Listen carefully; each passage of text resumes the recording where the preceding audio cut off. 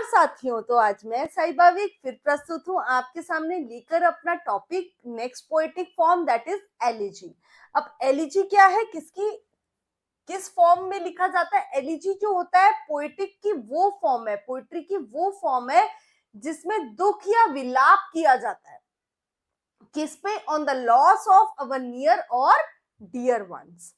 तो चलते हैं आज के टॉपिक पे, एलिजी पे। तो बेटा एलिजी बेसिकली ये जो टर्म है ये ली किससे गई है? So the elegy term has been taken from the Greek word. ये ग्रीक वर्ड से ली गई है और ग्रीक का वर्ड क्या है? That is एलिगोस।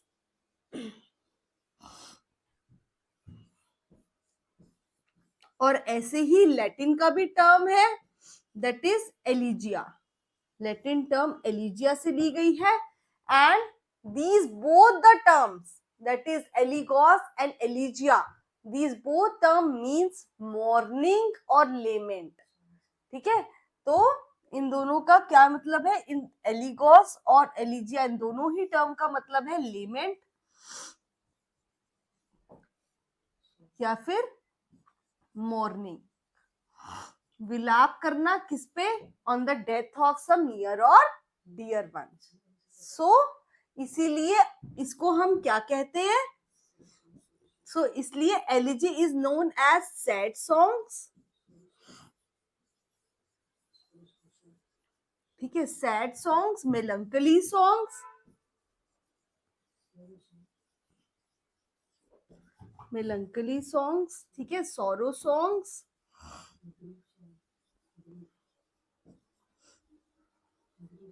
Grief songs.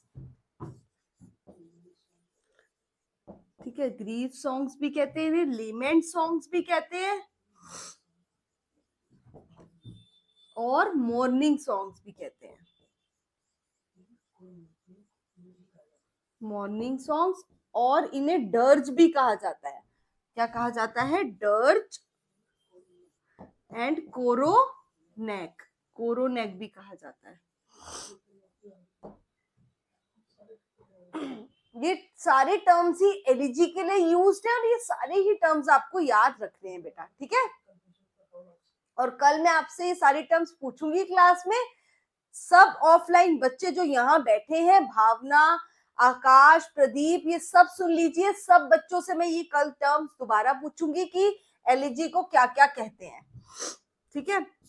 तो बेटा एलिजी जो होता है बेसिकली किसके लॉस पे लिखा जाता है? It is written on the loss of nearest और dearest ones. So written on the loss और death of nearest or dearest ones।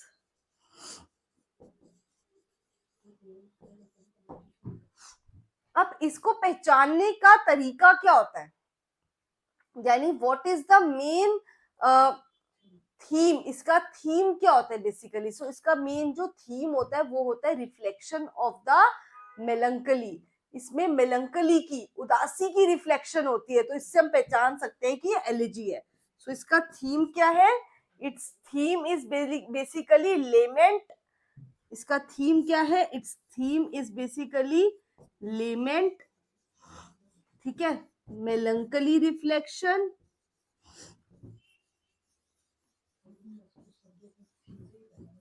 लेमेंट, melancholy reflection and specially death. और स्पेशली इसका थीम क्या होता है? डेथ। और इसको जज करने का तरीका क्या है? इसको जज करने का बेटा तरीका क्या होता है? इसको जज करने का तरीका ये होता है कि ना तो इसके मीटर से इसको जज किया जाता है कि जैसे हम सोनेट को जज कर लेते कि जो सोनेट होता है वो 14 लाइंस का होता है, तो ना तो इसके मीटर से जज करते हैं इसको, ना लाइन से, ना स्टैंजाइक पैटर्न से। इसको जज करते हैं हम इसके थीम से, क्योंकि इसका थीम क्या है? सोरोफुल थीम है, ठीक है। सो इसके थीम और सब्जेक्ट मैटर से। सो it is judged bye it is judged bye it's theme, अपने थीम से इसको जज करते हैं, एंड सब्जेक्ट मैटर से इसको जज करते हैं, एंड सब्जेक्ट मैटर से इसको जज करते हैं, and not by meter, meter से इसको जज नहीं किया जाता, और स्टेंजाइक पैटर्न से भी इसको जज नहीं किया जाता, एंड नॉट बाय स्टेंजाइक पैटर्न। ठीक है, और बेटा एसटी कॉलरिज क्या कहते हैं इसके बारे में? एसटी कॉलरिज बेटा कहते हैं दैट इट इज अ, ये क्या है, एक natural, it is a natural way of lamenting, ये लेमेंट करने का, दुख व्यतीत करने का, दुख को जताने का एक नेचुरल वे है। तो एसटी कॉलरिज ने क्या कहा है? According to ST Coleridge, according to ST Coleridge, ठीक है, एलिजी क्या है? Elegy is a natural, elegy is a natural, ठीक है, natural to, is natural to a reflective mind, is natural to a reflective mind.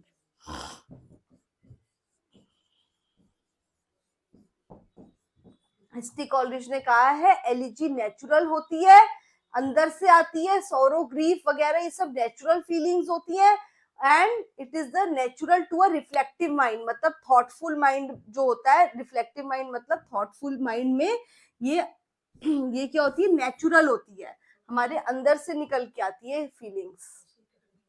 अब इसकी जो category है उसके बारे में बता देती हूँ, इसकी एक कैटेगरी होती है दैट इज पेस्टोरल एलिजी, ठीक है, पेस्टोरल एलिजी की कैटेगरी होती है, ठीक है, पेस्टोरल एलिजी, जिसमें क्या होता है बेटा?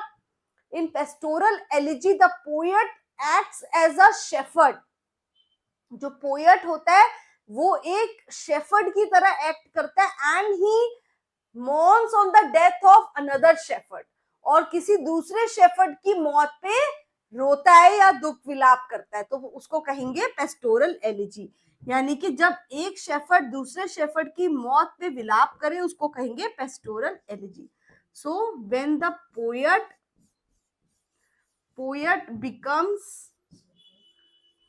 becomes a shepherd, poet becomes a shepherd to mourn on another shepherd's death, on another shepherd's death, another shepherd's death. So in this जो पेस्टोरल एलिजी होती है इसमें नेचर भी बहुत एक्टिव रोल प्ले करती है। कैसे नेचर एक्टिव रोल प्ले करती है? जैसे ब्रेक है, उसमें जब उसकी दोस्त की मौत होती है तो लहरें भी टकरा रही है, तो नेचर भी ऐसा क्लैमिटी शो करती है कि जैसे कि सच में किसी की मौत हुई है, लॉस हुआ है किसी इंपॉर्टेंट पर्सन का। So the nature also plays an active role in active participation. So in this nature also plays an active participation, nature also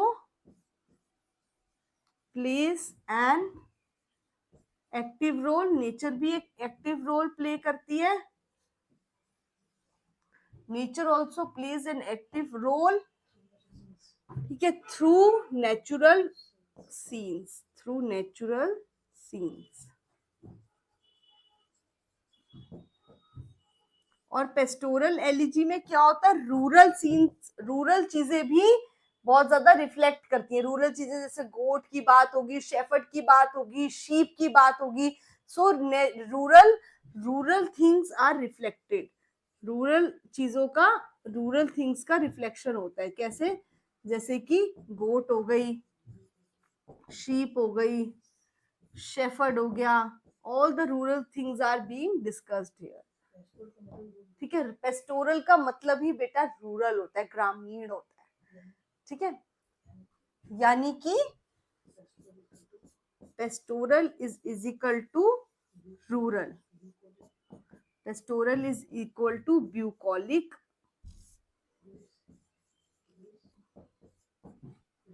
ईडल्स eclogues, और ये सब किसके द्वारा डेवलप किए गए हैं? These all are developed by the Theocritus. Theocritus के द्वारा ये सब डेवलप्ड हुए पेस्टोरल के forms, that is bucolic, idylls and eclogues. Developed by, क्या बोल सकते हैं? They are developed by Theocritus, developed bye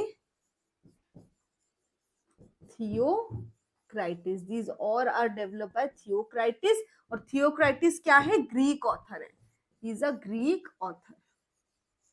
ठीक है, अब ये सब इस बात का ध्यान रखेंगे जितने भी ऑफलाइन स्टूडेंट्स बैठे हैं। बेटा कल मैं पूछूंगी कि थियोक्राइटिस ने कौन कौन सी क्या क्या दिया था एलिजी में, तो उन्होंने ब्यूकोलिक, ईडल्स और इकोलॉक्स तीनों ही किसकी रचना है? थियोक्राइटिस की रचना है।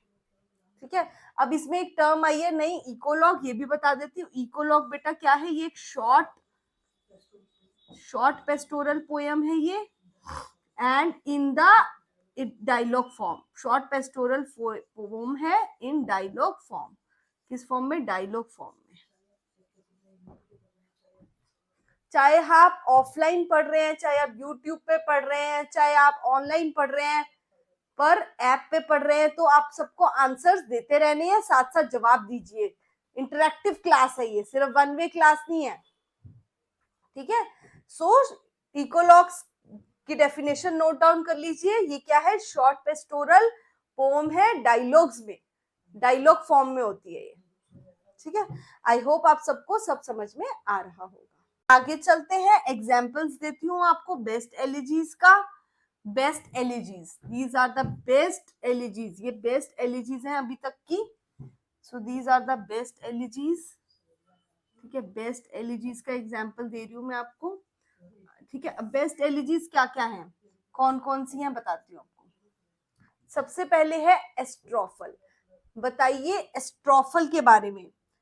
ठीक है, बताइए एस्ट्रोफल के बारे में। एस्ट्रोफल जो है किसकी मौत पे लिखी है और किसने लिखी है? जल्दी बताइए। चलो ये मैं आपको बता देती हूँ। Astrophel is written by Edmund Spenser, ये लिखी है एडमंड स्पेंसर ने। अब बताइए आप किसकी मौत पे लिखी है, जल्दी से। Astrophel is a elegy by, ये एक एलिजी लिखी है किसने? एडमंड स्पेंसर ने। एडमंड स्पेंसर ने किसकी मौत पे लिखी है? On death of Philip Sidney. किसकी मौत पे? On death of Philip Sidney. और फिलिप सिडनी की मौत कब हुई थी? 1586 में। इन 1586 उनकी डेथ हुई थी फिलिप सिडनी की। ठीक है, on death of Philip Sidney in 1856।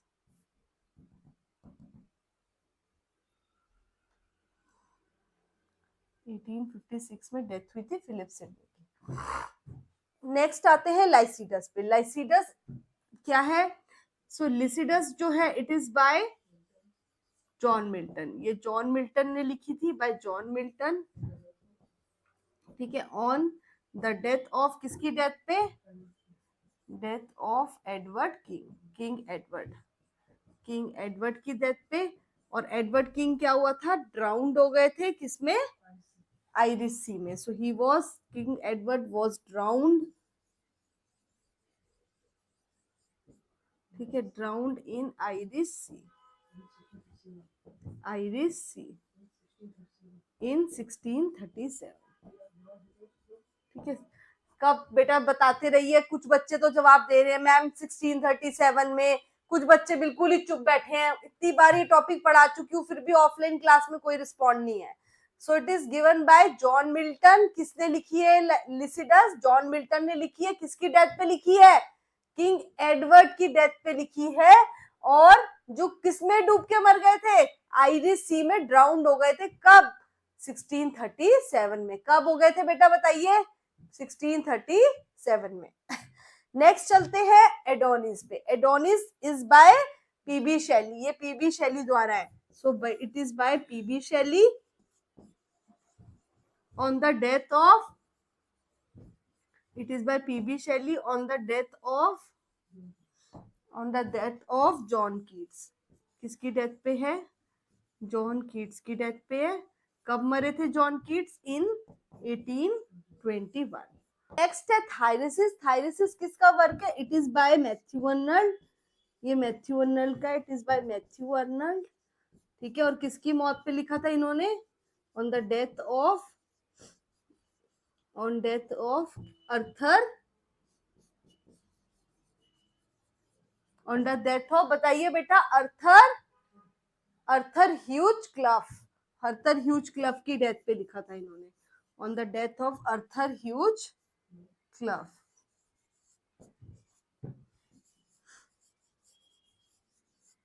Next है इन मेमोरियम।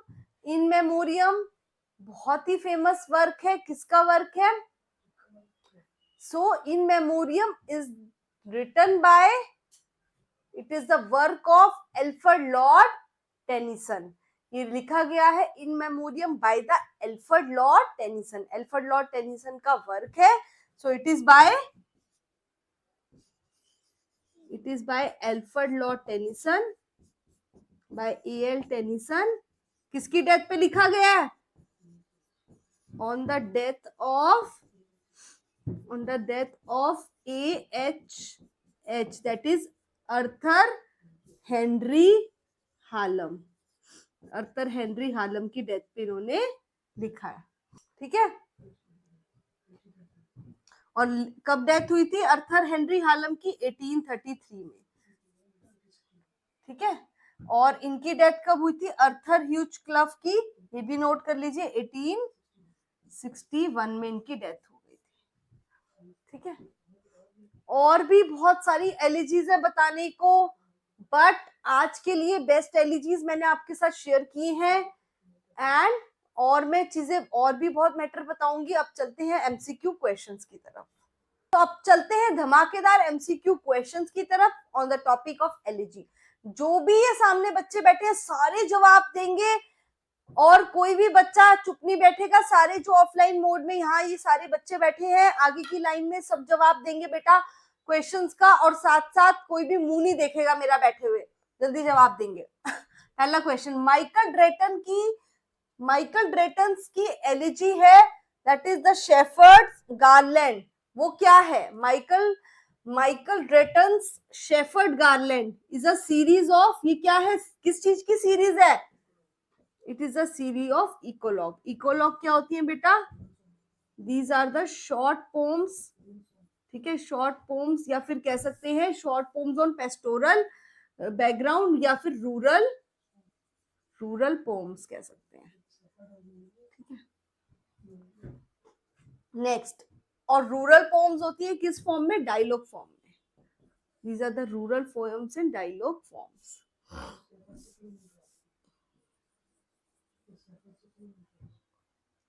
ये आपको कैसे क्लू मिल रहा है? Shepherd's garland. तो शेफर्ड मतलब ग्रामीण होगी, पेस्टोरल होगी, और इकोलॉग भी आपको पता है ना पेस्टोरल ही फॉर्म है। जो इकोलॉग होती है ये भी एक पेस्टोरल फॉर्म होती है एलिजी की, क्योंकि ये भी किस पे बेस्ड होती है? ये भी एक रूरल पोएम ही होती है। रूरल पोएम को ही इकोलॉग बोलते हैं, बट ये डायलॉग फॉर्म में होती है बस।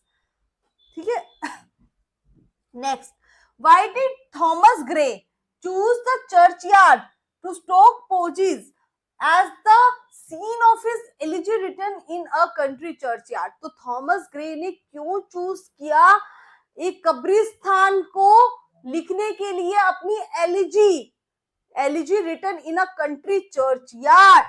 आपको पता होना चाहिए, बहुत फेमस एलिजी है।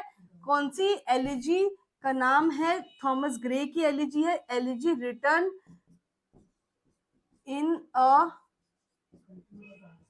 अ कंट्री चर्चयार्ड। ठीक है, कंट्री चर्चयार्ड मतलब इन द गांव। ठीक है, गांव का कब्रिस्तान, कंट्री चर्चयार्ड यानी गांव के कब्रिस्तान की बात हो रही है। So the elegy written in a country churchyard, ये एलिजी है किसकी? थॉमस ग्रे की एलिजी है, और उन्होंने कब्रिस्तान को चूज किया ये एलिजी लिखने के लिए। क्यों? बिकॉज कब्रिस्तान ही वो जगह है, because only rustics are buried here, क्योंकि कब्रिस्तान ही वो जगह है जहाँ पे रस्टिक्स यानी गांव के, रस्टिक्स मतलब होता है विलेज पीपल, जहाँ पे विलेज पीपल को जलाया जाता है, मतलब दफनाया जाता है। तो बेटा बेसिकली ये जो एलिजी है किसी की स्पेसिफिक मौत पे नहीं है, ये एलिजी है कॉमनली उन्होंने लिखी for the rural people.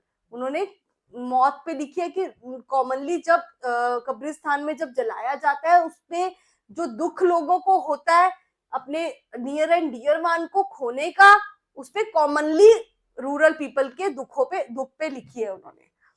Name the elegy by Edmund Spenser. Edmund Spenser की एलिजी बताइए इनमें से कौन सी है। मैंने अभी बताई थी ना आपको पीछे जब पढ़ाया टॉपिक। तो एडमंड स्पेंसर की जो एलिजी है इन विच वो मौन करता है, दुख करता है किसकी मौत पे, फिलिप सिडनी की मौत पे उसे मौन होता है, दुख होता है। So it is basically Astrophel. इस एलिजी का नाम है Astrophel. Next, name the person who is mourned by Milton in Lycidas. So Lycidas जो पोम है उसके अंदर वो भी एक एलिजी है, उसमें जॉन मिल्टन लिखता है किसकी मौत पे लिखता है, on the death of Edward king. So it is bye Edward on the death of Edward king.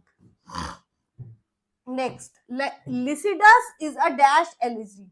Lycidas किस तरीके की एलिजी है, पेस्टोरल है, इमोशनल है, क्लासिकल है या पर्सनल है। So it is a pastoral elegy. Name the elegy that John Dryden wrote on the death of Cromwell. ऐसी उस एलिजी का नाम बताइए बेटा जो जॉन ड्राइडन ने लिखी है, किसकी मौत पे लिखी है, क्रोमवेल की मौत पे लिखी है। क्रोमवेल कौन था, किंग था। सो क्रोमवेल किंग की मौत पे जॉन ड्राइडन ने कौन सी एलिजी लिखी है, it is a requiem on the death of Cromwell. Note कर लीजिए बेटा कॉपी में अपनी, that John Dryden wrote elegy on the death of King Cromwell. जब किंग क्रोमवेल का राज चल रहा था तो जॉन ड्राइडन ने एक एलिजी लिखी थी, उसका नाम था a requiem on the death of Cromwell. Requiem का मतलब अपने आप में ही होता है शोक गीत, इसको कहते हैं शोक गीत। नेक्स्ट क्वेश्चन है on the death of mad dog. अब पागल कुत्ते की मौत पे भी किसी ने एलिजी लिख दी है, बताओ तो किस तरीके की एलिजी होगी, सीरियस एलिजी तो होगी नहीं, तो non serious elegy. Next, whose death is mourned by Matthew Arnold. Matthew Arnold ने किसकी डेथ पे विलाप किया है, ठीक है, इन रग्बी चैपल। कौन से वर्क में, रग्बी चैपल में।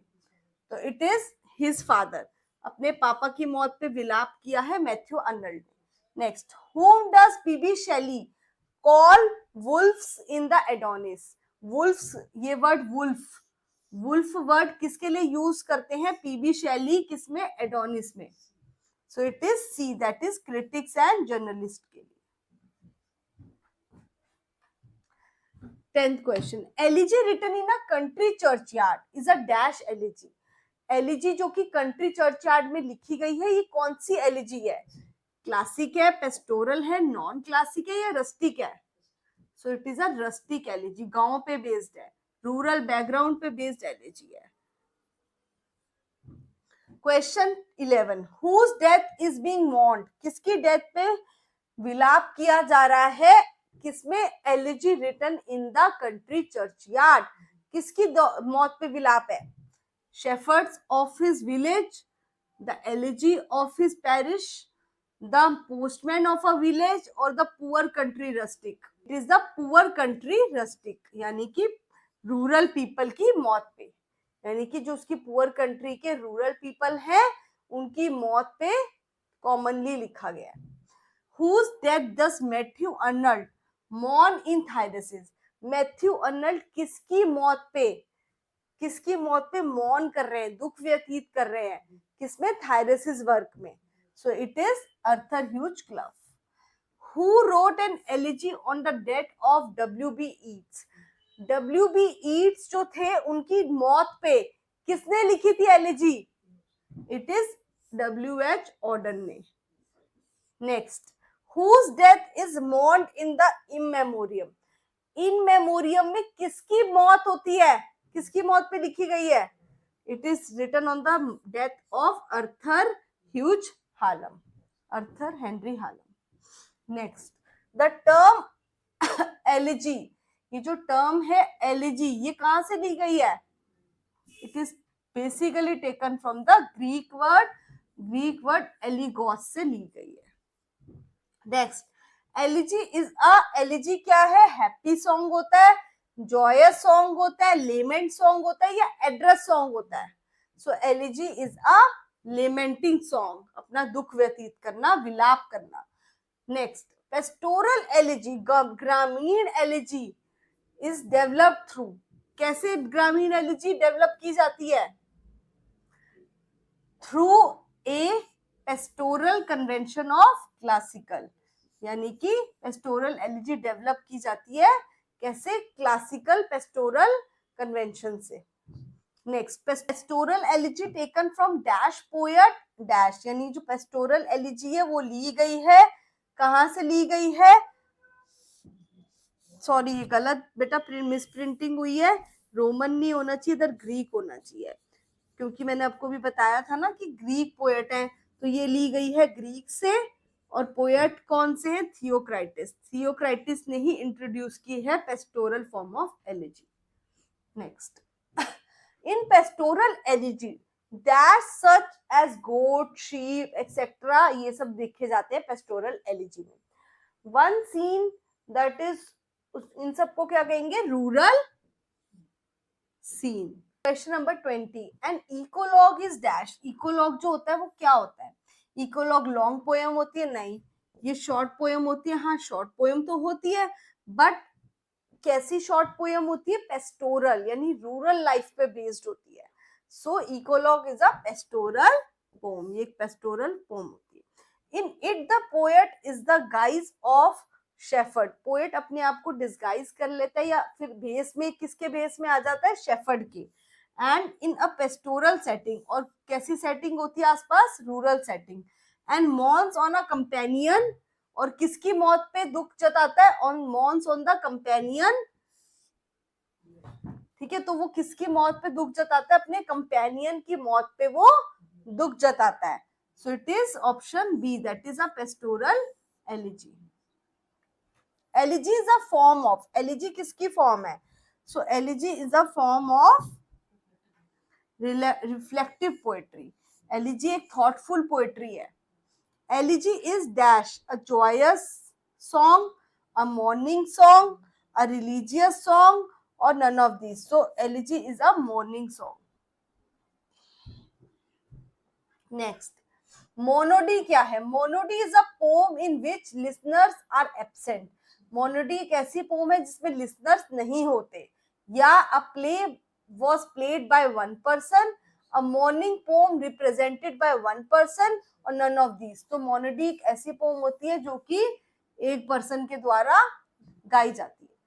Question 25, pastoral works were originated with, pastoral works का जन्म कैसे होता है? Are originated with the Theocritus, Theocritus के द्वारा। Who was the first exponent of pastoral poetry in England, कौन सा पहला एक्सपोनेंट माना जाता है पेस्टोरल पोएट्री का इंग्लैंड के अंदर? सो it is Edmund Spenser. Edmund Spenser ने एस्ट्रोफल के थ्रू, अपना पहला वर्क था एस्ट्रोफल, जिसके थ्रू इन्होंने इंट्रोड्यूस किया किसको? पेस्टोरल पोएट्री को इंग्लैंड के अंदर। Which of the following is notable examples of pastoral work, कौन से इनमें से नोटेबल एग्जाम्पल है पेस्टोरल वर्क के? So all of the, Spenser की शेफर्ड कैलेंडर, सिडनी का एरिडन, एंड विलियम शेक्सपियर का as you like it, these all are the important examples of the pastoral work.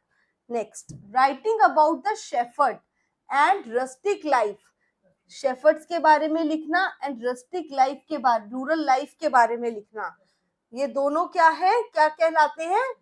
Pastoral elegy. Elegy begin to be so called because, elegy जो है begin करती है क्यों, किससे? To be so called because,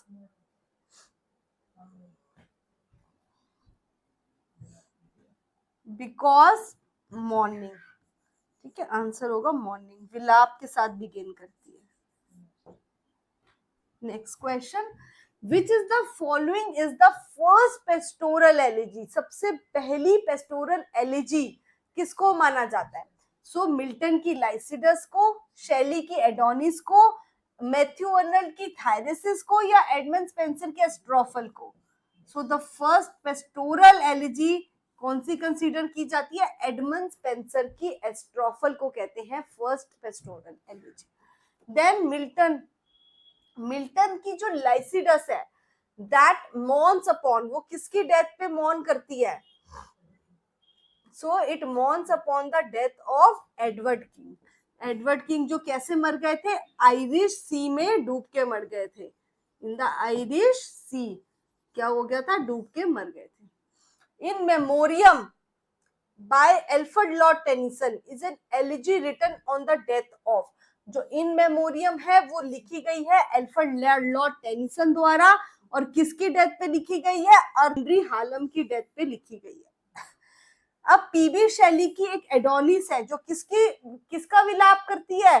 PB Shelley की Adonis विलाप करती है किसकी मौत पे? On the death of John Keats, उसके friend. What is threnody? Threnody क्या चीज है? Threnody is a dramatic song in dramatic language. No, it is a Greek lyric, usually a choral dirge for singing in praise of the death. So ये Greek lyric है जो किसकी मौत पे लिखा जाता है? मरे हुए की बारे में बताता है। So this is all for today. ये हमारा डिजिटल प्लेटफॉर्म है एड्यू मंत्रा, जो नया प्लेटफॉर्म हमने इंट्रोड्यूस किया है। ये इसकी फोटो मैंने लगाई है। आप इस प्लेटफॉर्म पे अपने जिनको दूसरे कोई कोर्स लेने हैं, आप इस प्लेटफॉर्म पे आ सकते हैं जिसका नाम है A1 एड्यू मंत्रा। ये मैंने नया प्लेटफॉर्म लॉन्च किया है जिसपे आप मैथ्स, हिंदी, जीके, रीजनिंग, इन सब सब्जेक्ट्स के लिए आ सकते हैं। और मेरी फ्री क्लास अटेंड करने के लिए सुबह 7 बजे आइए यूट्यूब पे फ्री डेमो क्लास के लिए। और मेरा कोर्स है मात्र 1499 का। You can join me on YouTube, that is A1 English 360 degree. Thank you for being with me. You can contact me on the following mobile number.